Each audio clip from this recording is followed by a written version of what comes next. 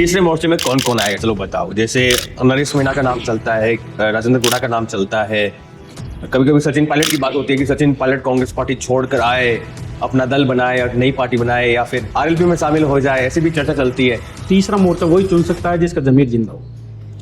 बाकी मैंने कई नेताओं को देखा है वो तीसरे मोर्चे की बात करते करते किसी ना किसी पार्टी की शरण में चले जाते। पार्टी जी ने एक बार मुख्यमंत्री आवास घेराव किया था कोविड के टाइम पे, तो हम लोगों ने भी सपोर्ट किया था उनको। अच्छा, और आपने सपोर्ट किया था उससे? बिल्कुल, हमारे लोग गए थे उसमें।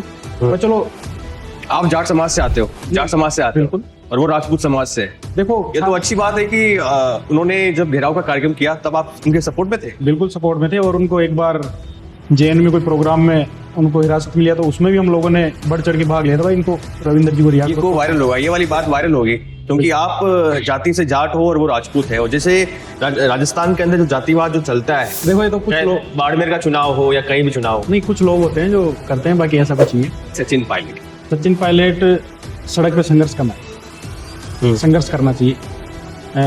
किया तो था उन्होंने अपनी सरकार के खिलाफ, जब अशोक गहलोत थे तब वो जनसंघर्ष यात्रा निकाल रहे थे। आंदोलन अगर आप करते हो तो फिर परिणाम तक जाना चाहिए। आप 2 दिन 5 दिन करके और फिर वापस शांत बैठ जाओ। वो तो छालों की, मुझे युवाओं की छालों की कसम है। हमें दुख उस बात का, छालों की कसम इन्होंने खाई। भाई आप एक तरफ से तो गहलोत साहब को गालियां निकाल रहे हो, उनके खिलाफ बातें कर रहे हो, और कुछ दिन बाद फिर आप गहलोत साहब की गोद में बैठ रहे हो। ये राजनीति में ये सब चीजें नहीं होनी चाहिए। आपको कभी मौका मिले, ठीक है आरएलपी में तो आप चलो ठीक है, भविष्य तो कुछ बना ही लोगे, इतनी मेहनत कर रहे हो तो शुभकामनाएं भी।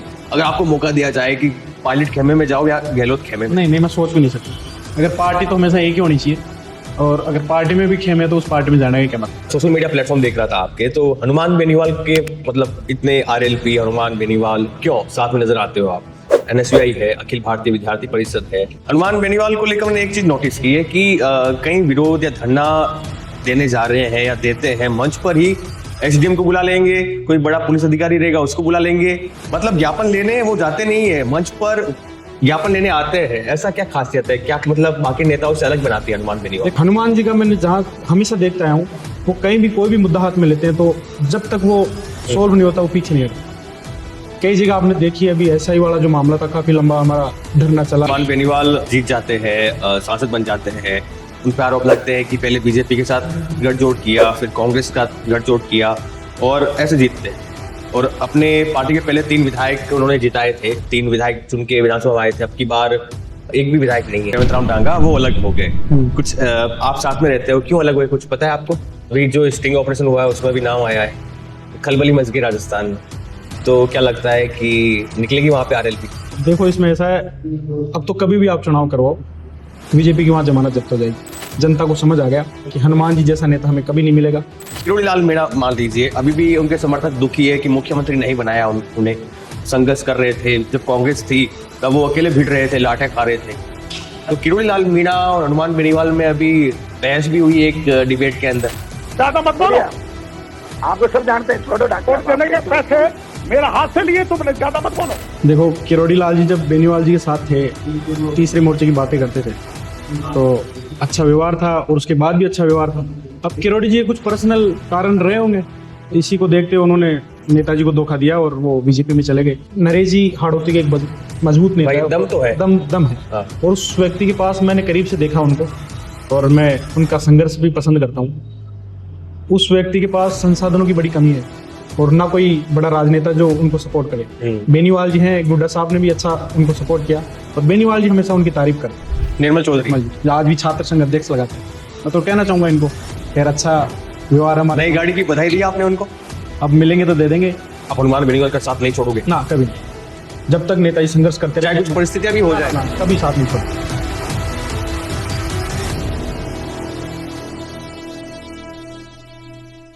स्वागत है आपका द खबरों पर। मैं हूं आपके साथ मनीष गौड़, और आज हमारे साथ एक छात्र नेता है। छात्र नेता का नाम है कमल चौधरी।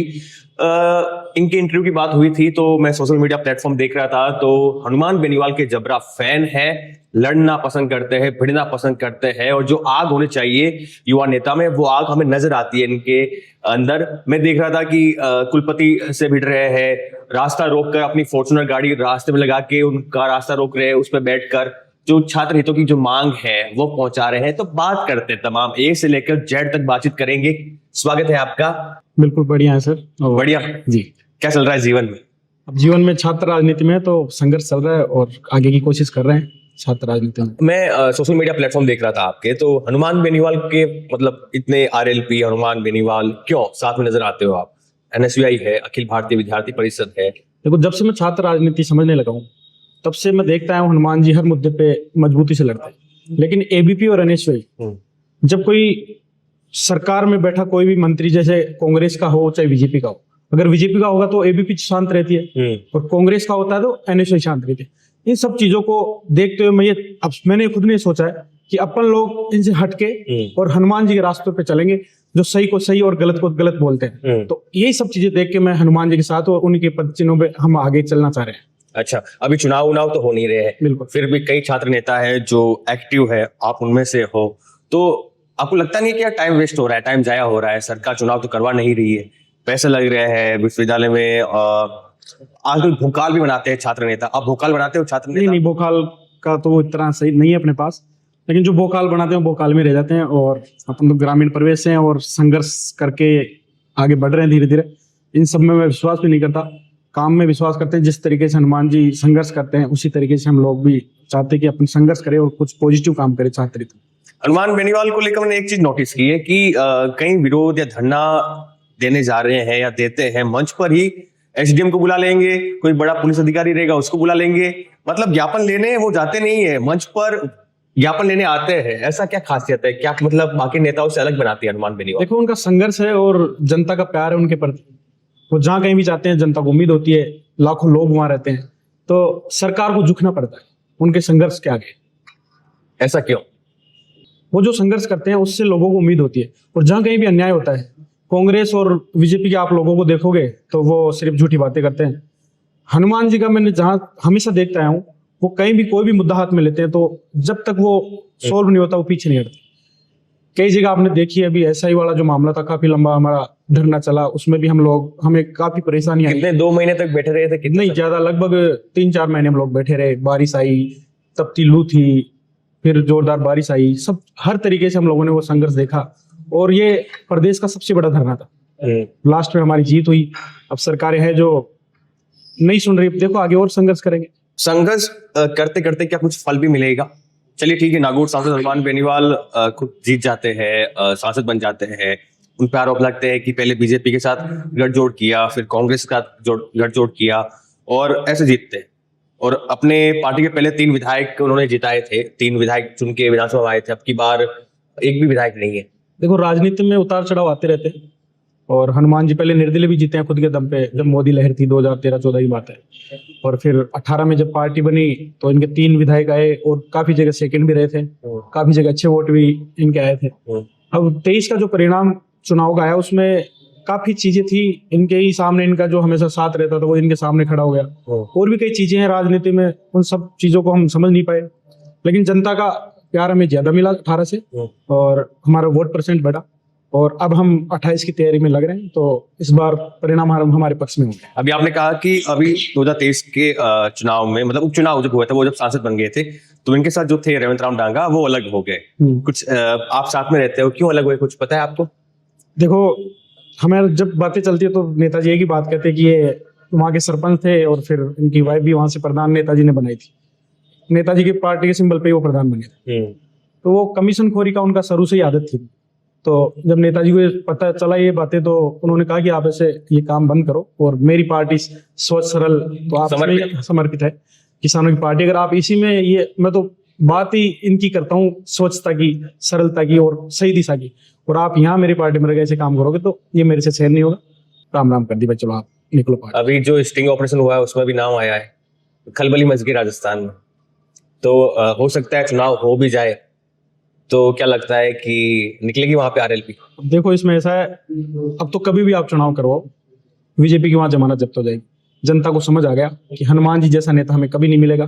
खियूसर की जनता बड़ी परेशान है, प्रदेश की जनता भी परेशान है। भजनलाल की सरकार आप देख रहे हो, 2 साल हो गए, अभी तक हर जगह आंदोलन चल रहे हैं। यूनिवर्सिटी देखो, बेरोजगारों के देखो, मतलब प्रशासन बड़ा हावी है और सरकार की कोई नहीं सुन रहा। यहाँ के मंत्री इनके जो हैं सिर्फ अपने घर बनाने में लगे हुए हैं। और आने वाला वक्त तीसरे मोर्चे का है। हम तो 28 के लिए मजबूती से अब तैयार हैं। एक उम्मीद हमें दिख रही है 28 में। तीसरे मोर्चे में कौन कौन आएगा, चलो बताओ। जैसे नरेश मीणा का नाम चलता है, राजेंद्र गुड़ा का नाम चलता है, कभी कभी सचिन पायलट की बात होती है कि सचिन पायलट कांग्रेस पार्टी छोड़कर आए, अपना दल बनाए और नई पार्टी बनाए, या फिर आरएलपी में शामिल हो जाए, ऐसी भी चर्चा चलती है। जो समर्थक है वो करते हैं, कैश लगाते हैं। तीसरे मोर्चे में कौन कौन होगा, उम्मीद क्या है आपको अगर बने तो? देखो, तीसरा मोर्चा वही चुन सकता है जिसका जमीर जिंदा हो। बाकी मैंने कई नेताओं को देखा है वो तीसरे मोर्चे की बात करते करते किसी ना किसी पार्टी के शरण में चले जाते हैं। अब 2-3 नेताओं में हमें उम्मीद दिख रही है कि वो तीसरे मोर्चे के साथ आएंगे। अभी मीडिया पे सब बातें बताना ठीक नहीं है। और बात चल रही है क्या? हाँ, काफी हैं जो साथ मिलके आगे हमारे साथ आना चाहेंगे।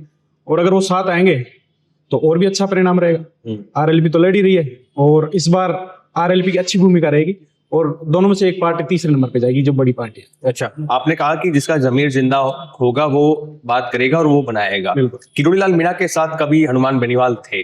किरोड़ी लाल मीणा फिर कहते हैं कि चलो मैं आता हूँ, वो छोड़ के चले गए, फिर वसुंधरा के पास जाकर बीजेपी या ज्वाइन कर ली, या फिर से वो अपने पुरानी पार्टी में चले गए। बिल्कुल। तो हनुमान बेनीवाल हर प्रेस कॉन्फ्रेंस हो, कहीं भाषण देना हो, मंच पर ये बात कहते हुए नजर आते हैं। अगर किरोड़ी लाल मीणा मान लीजिए, अभी भी उनके समर्थक दुखी है कि मुख्यमंत्री नहीं बनाया उन्हें, संघर्ष कर रहे थे, जब कांग्रेस थी तब वो अकेले भिड़ रहे थे, लाठे खा रहे थे। तो किरोड़ी लाल मीणा और हनुमान बेनीवाल में अभी बहस भी हुई एक डिबेट के अंदर। देखो, किरोड़ी लाल जी जब बेनीवाल जी के साथ थे, तीसरे मोर्चे की बातें करते थे तो अच्छा व्यवहार था और उसके बाद भी अच्छा व्यवहार था।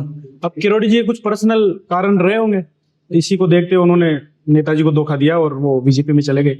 नेताजी काफी कमजोर भी हुए उस बात से, उनको बड़ा धक्का भी लगा। भाई, आप बातें करते थे कि हम लड़ेंगे और आप बीच रास्ते में मुझे छोड़ के चले गए।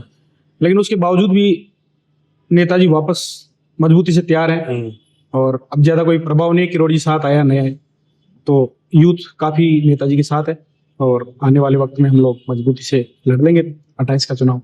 कभी चले माने जाते थे नरेश मीणा किरोड़ी लाल मीणा के, छोटा किरोड़ी नाम की उनको उपाधि दी हुई थी। और मीणा जो युवा है वो काफी पसंद करता है और 3 चुनाव लड़ लिया उन्होंने, देवली उनियारा में लड़ लिया, छपड़ा में लड़ लिया, तो कई चुनाव लड़ चुके हैं और कह रहे हैं कि तीसरा मोर्चा। उनके चुनाव में हनुमान बेनीवाल भी गए थे। तो नरेश मीणा के आने से कुछ मिलेगा आपको? कुछ एक बार मैंने उनका इंटरव्यू किया, वो कह रहे थे कि मैं आरएलपी में तो नहीं जाऊंगा। देखो, अब नरेश जी जीत के बहुत करीब है, हो सकता है आने वाले वक्त में 2 जगह से एक साथ विधायक बन जाए। आप एक चीज देखोगे, उन्होंने 3 जगह से चुनाव लड़े और तीनों जगह से 50,000 प्लस वोट उन्होंने लिए। उनका खुद का घर कहीं और है और वो चुनाव कहीं 100 किलोमीटर 150 किलोमीटर दूर से लड़ रहे हैं। मतलब 1.5 लाख वोट उन्होंने पिछले 2 साल में लिए। इससे हमें ये पता लगता है कि नरेश जी हाड़ौती के एक मजबूत नेता है, दम तो है, दम है। और उस व्यक्ति के पास मैंने करीब से देखा उनको और मैं उनका संघर्ष भी पसंद करता हूँ। उस व्यक्ति के पास संसाधनों की बड़ी कमी है और ना कोई बड़ा राजनेता जो उनको सपोर्ट करे। बेनीवाल जी हैं, गुड्डा साहब ने भी अच्छा उनको सपोर्ट किया और बेनीवाल जी हमेशा उनकी तारीफ करते हैं। आप जानते हैं ईवीएम मशीनें और पूरा प्रशासन, जो वहाँ का जो कांग्रेस का विधायक है वो चारों तरफ उसकी सांठगांठ हर तरीके से मजबूती से है। तो इसी को चलते परिणाम पक्ष में नहीं आए। आने वाले 28 में नरेश जी विधायक बनेंगे, हमारी शुभकामनाएं। और मैं तो ये चाहूंगा वो नेताजी और सब लोग, हम लोग मिलके इन दोनों पार्टियों को सबक सिखाएं। तो देखो, जैन जी जो आप देख रहे हो, चारों तरफ एक ही आवाज आ रही है कि कांग्रेस और बीजेपी दोनों ही पार्टियां एक जैसी है। कहीं भी देखोगे आज भ्रष्टाचार, शिक्षा में कोई सुधार नहीं, शिक्षा के नाम पे बड़ी बड़ी कोचिंग संस्थान है, चंदा लेके इनको प्रमोट कर रहे हैं। मोदी जी भी बातें करते थे कि हम समाज हित में, देश हित में, युवा हित में, युवाओं की राजनीति में हम सुधार करेंगे। मोदी जी युवाओं को राजनीति में आगे बढ़ाने की बातें करते हैं, लेकिन उनकी सरकार 2 साल से युवाओं का जो रास्ता था छात्र संघ चुनाव, उसको बंद करके बैठे हैं। वो तो गलत किया। अशोक गहलोत ने रोक लगाई, उसके बाद चलो गहलोत ने रोक लगाई, कोई भी वो था, तो इन्होंने अपने मैनिफेस्टो में कहा था कि हम लोग जब सत्ता में आएंगे तो छात्र संघ चुनाव बहाल करेंगे। अब उसी को देखते हैं, अपन देखते हैं एबीपी जो इनका संगठन है यूनिवर्सिटी में, पूरे प्रदेश में छात्र संघ चुनाव की बात करते हैं वो शांत रहते हैं। हम लोग खूब लड़ते हैं लेकिन एबीपी नहीं लड़ती, एनएसयूआई पूरी नहीं लड़ती। पायलट साहब विनोद जाखड़ जी की मैं आपको एक किस्सा बताऊंगा। इनका शपथ ग्रहण जो था, विनोद जी मेरे 1 साल मेरे से सीनियर है। अच्छा रिलेशन है आपके बीच में? हाँ, अच्छा भाई की तरह मिलते रहते हैं विनोद जी। हाँ। उन्होंने कसम खाई थी कि बहुत बड़ा आंदोलन मैं करूंगा छात्र संघ चुनाव के लिए शपथ ग्रहण के टाइम। लेकिन जो वो उनकी बात थी और वो जो आंदोलन था वो दोनों अलग अलग थे। उन्होंने बात की थी कि मैं करनी कतनी में बहुत फर्क है, अच्छा वो नहीं होना चाहिए।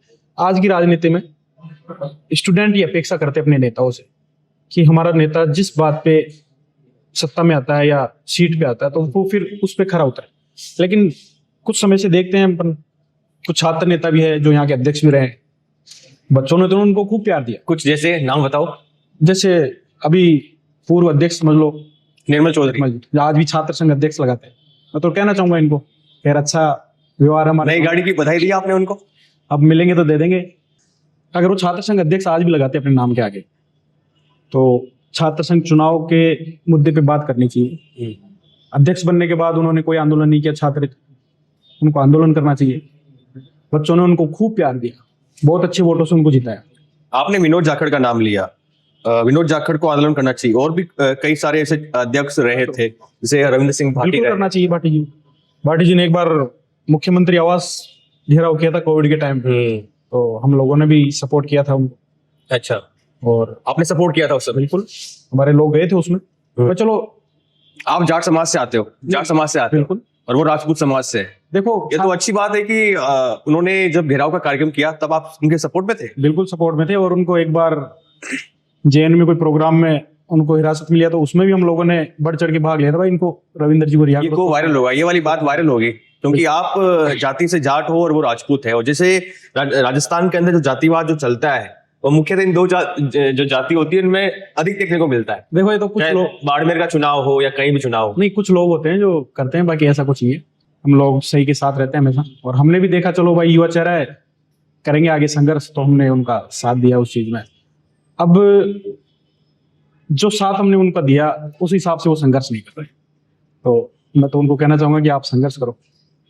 अब थोड़ा ग्राउंड स्तर पे सड़कों पे आपको संघर्ष करना चाहिए, क्योंकि जनता ने आपको खूब प्यार दिया है लेकिन आप उस पर खरे नहीं उतर रहे, गलत है। अच्छा, रैपिड फायर खेलते हैं आपके साथ। मैं कुछ युवा नेताओं के बारे में और वरिष्ठ नेताओं के बारे में भी आपसे जानना चाहता हूँ, और जो भी पहले मन में जो भी ख्याल जो दिमाग में आए वो बताइएगा आप, ठीक है। सबसे पहले बात करते हैं सचिन पायलट। सचिन पायलट सड़क पे संघर्ष करना है, संघर्ष करना चाहिए। किया तो था उन्होंने अपनी सरकार के खिलाफ, जब अशोक गहलोत थे तब वो जनसंघर्ष यात्रा निकाल रहे थे। वो तो सिर्फ सत्ता के लिए था। पेपर लीक जैसी घटनाओं पर, आरपीएससी को लेकर कथित जो घोटाले बताए जाते हैं।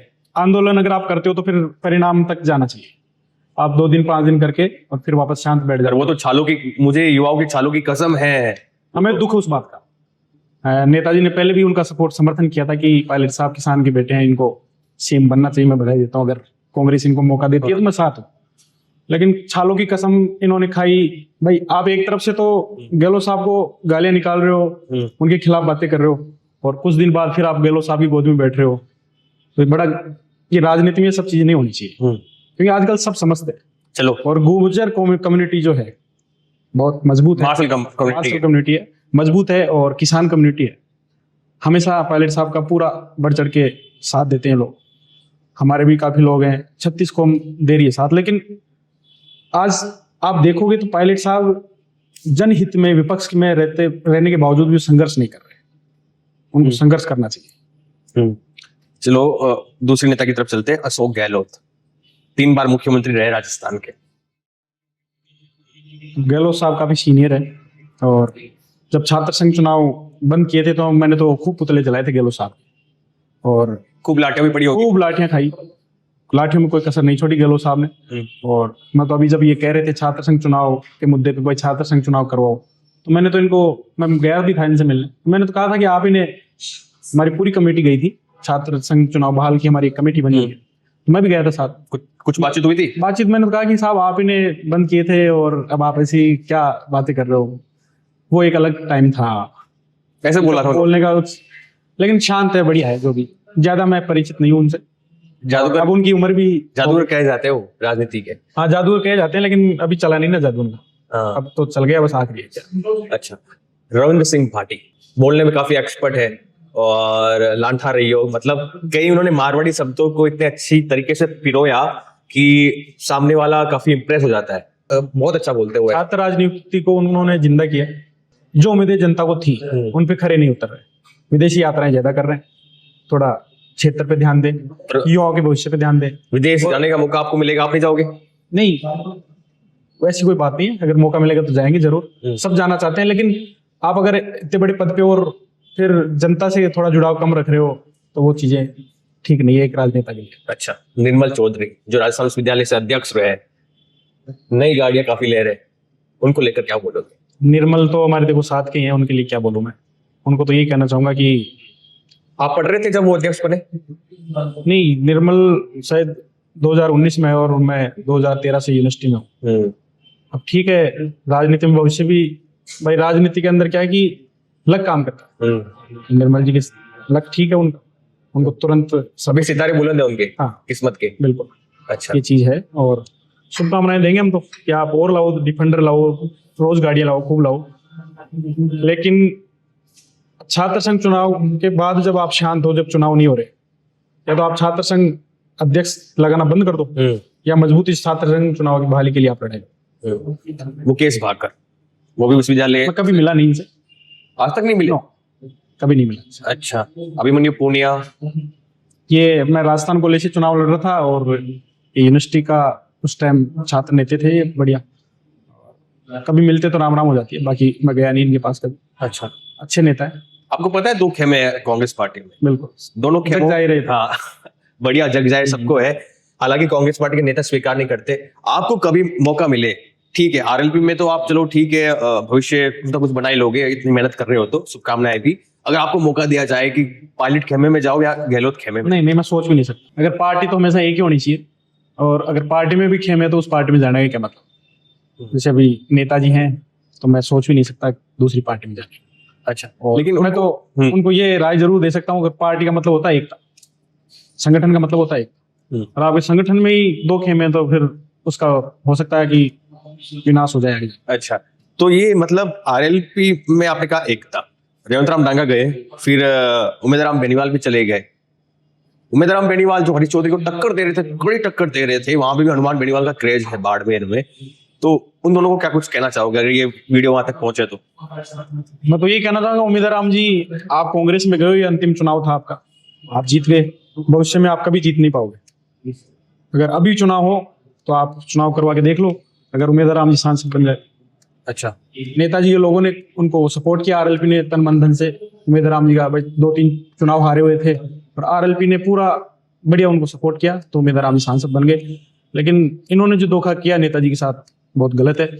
मैं तो यही कहूंगा, अगर आप किसी का हाथ पकड़ के राजनीति में आ रहे हो, मजबूत हो रहे हो, और आप उनको छोड़ के जाते हो, तो कहीं ना कहीं आपको आने वाले वक्त में वो चुकाना पड़ेगा। अच्छा, तो अभी आपकी विधानसभा कौन सी है?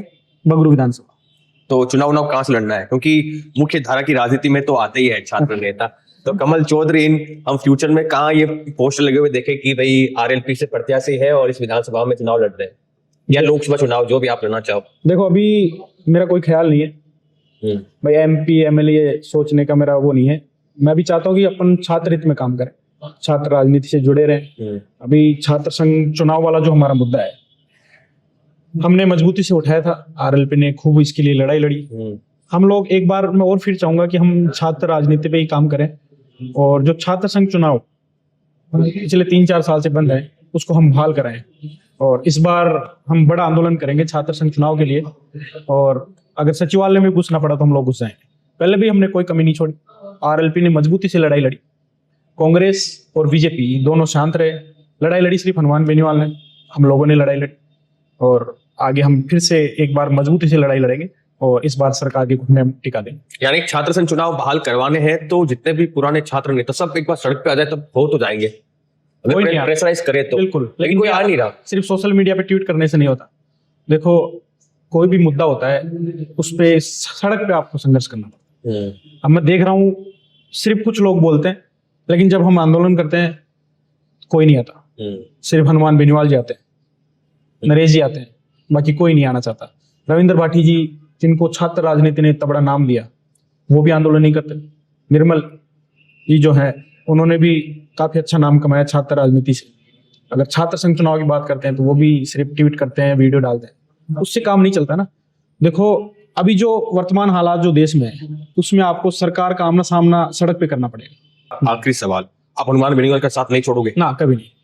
जब तक नेताजी संघर्ष करते चाहे रहे, कुछ परिस्थितियां भी हो जाए, ना, कभी साथ नहीं छोड़े, मजबूती से इनका साथ देंगे हम। क्योंकि परिस्थितियां हो जाती है कभी। देखो देश में आजादी के वक्त भगत सिंह और का एक अलग ग्रुप था, क्रांतिकारी दल था इनका, गर्म दल। एक गर्म दल, एक नरम दल। तो गर्म दल में भी कुछ लोग ऐसे थे जो क्रांति से डरते थे, लेकिन फिर भी वो साथ चले जब तक भगत सिंह और इन लोगों ने संघर्ष किया।